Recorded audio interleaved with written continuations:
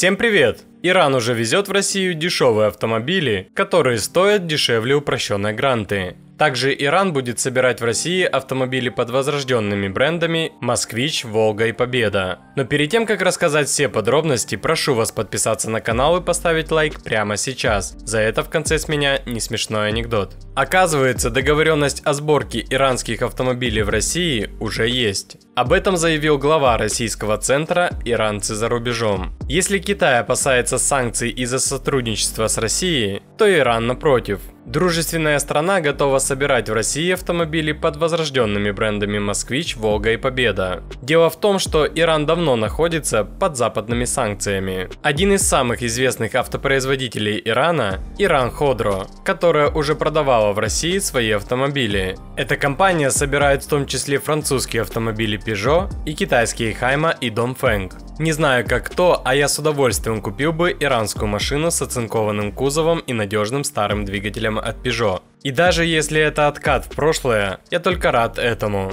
потому что считаю современные машины перегруженными электроникой и ненужными опциями. Но это лишь мое мнение, я его не навязываю. Иран уже более 40 лет находится под самыми жесткими экономическими санкциями в истории. И теперь построил свои машины со своими комплектующими и не зависит от Запада. Иран экспортирует в год около 1 миллиона автомобилей. Большинство граждан нашей страны ездят на бюджетных машинах, и если будет выбор между Грантой и Ходрой, то это очень даже неплохо. Эта информация была для любителей новых автомобилей. А если вы не против поездить на БУ вариантах, то советую присмотреться к японским праворульным машинам. За эти же деньги можно взять отличный вариант из Японии, что и делает большинство россиян. Импорт японских автомобилей, возимых в Россию через Владивосток, в этом году на треть выше, чем в прошлом. Его объем с начала года превысил 78 тысяч единиц. Ранее мы сообщали, что спрос на поддержанные автомобили из Японии вырос настолько, что пропускной способности порта во Владивостоке для них уже не хватает.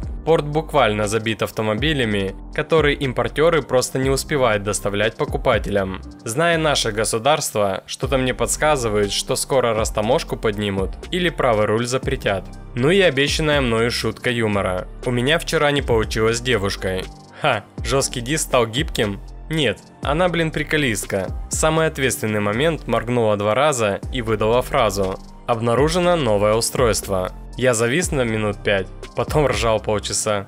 А на этом все, буду держать вас в курсе всех событий. Очень интересно узнать ваше мнение по этому поводу. Как вы относитесь к иранским авто? Давайте пообщаемся и подискутируем. И не забудьте за мою работу поставить свой царский лайк, подписаться на канал и нажать на колокольчик. И самое главное, помните, что время не лечит, время заполняет память другими событиями.